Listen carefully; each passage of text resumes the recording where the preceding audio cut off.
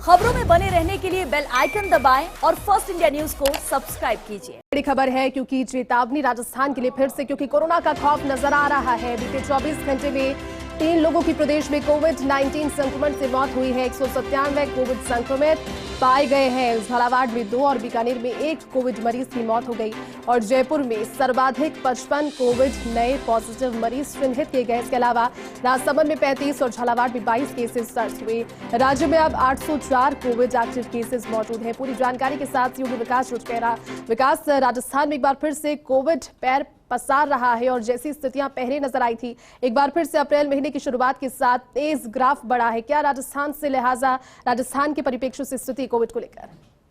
देखिए, बिल्कुल कोरोना का जो प्रकोप है एकाएक वापस से पूरे राजस्थान में देखने को मिल रहा है। एक तरफ जहाँ पे हम इकाई के अंक के अंदर आ गए थे एक्टिव मरीजों में, वो आंकड़ा एक बार फिर से 800 के आसपास पहुंच गया। अगर हम आज की बात करें, पिछले 24 घंटे की बात करें, तो पिछले करीबन 6 महीने में पहला बार ऐसा मौका है जो एक दिन के अंदर 3 लोगों की मौत हुई है।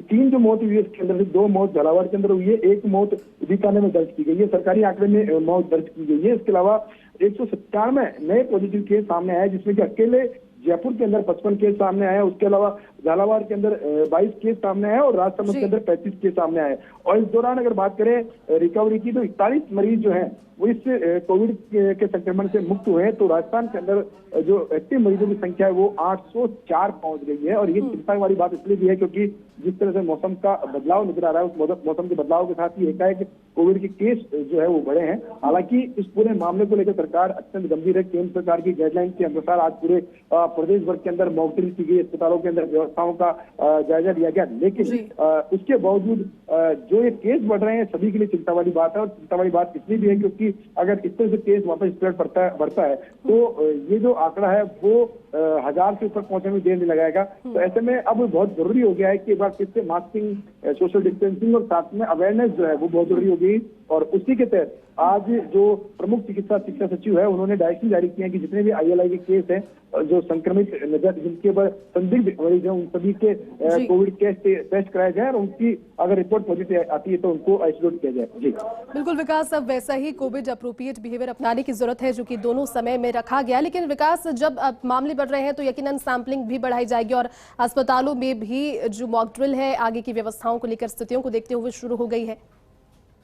देखो, देखिए, जिस तरह से केस बढ़े हैं उससे ये डायरेक्शन दिया गया कि ILI के केस जो भी मिलते हैं, क्योंकि इस वक्त सर्दी, खांसी, जुकाम, बुखार के जो केस है वो बढ़े हुए हैं। तो ऐसे में उनमें से जो सिम्टोमेटिक नजर आ रहे हैं वो केस अगर दिखते हैं तो उनकी सैंपलिंग बढ़ाने के निर्देश भी आज जो VC है उसमें दिए गए हैं। और ये निर्देश दिए गए, उसके बाद में कई अस्पतालों के अंदर उसकी क्रियान्वयन जो है वो भी कल से देखने को मिला है, क्योंकि सभी अस्पतालों ने इसके लिए कवायद जो है शुरू कर दी है। जी विकास, इसके अलावा अगर बात हम सैंपलिंग को लेकर करें, क्योंकि पहले जब जिस तरह की सिचुएशन थी, डोर टू डोर सैंपलिंग की बात हो या फिर ग्रामीण इलाकों में जब ये कोविड पैर पसारने लगा था तो अलग व्यवस्थाएं थी, वैसी चुनौतियां इस बार भी क्या सामने आ सकती है? क्योंकि इस बार जो व्यवस्थाएं हैं वो पहले के मुकाबले बेहतरीन है।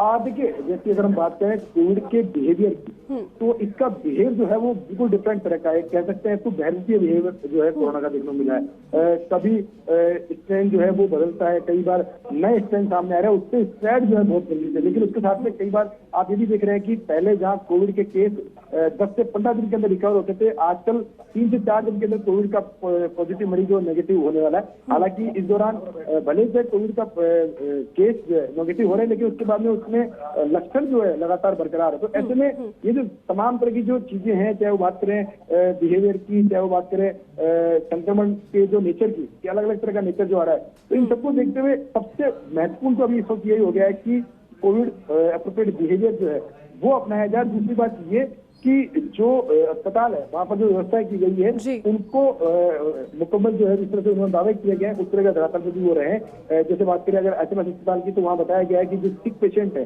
गंभीर तरह के सिक पेशेंट है, उनमें कोई कोविड पॉजिटिव आता है तो उनके लिए ICU, डेडिकेटेड ICU जो है, KPI ICU, उसको डेडिकेटेड ICU बनाया गया है, साथ में एक डेडिकेटेड वार्ड बनाया गया। तो ऐसे में ये इंतजाम जो है अस्पताल में होने चाहिए, क्योंकि अगर कोविड पॉजिटिव केस आता है, वो अगर ट्रीटमेंट ले रहा है, इस दौरान अगर कोविड पॉजिटिव आता है तो उसका ट्रीटमेंट भी बहुत जरूरी हो गया है। तो ऐसे में ये बहुत जरूरी है। दूसरी बात, एक महत्वपूर्ण बात ये भी है कि जो चिकित्सा कर्मचारी, चाहे वो डॉक्टर हो, चाहे वो नर्सिंग स्टाफ हो, उनका जो सेफ गार्ड है उनको किस तरह से सेफ किया जा सकता है, उसके लिए भी तमाम तैयारी जो अस्पताल में होनी चाहिए।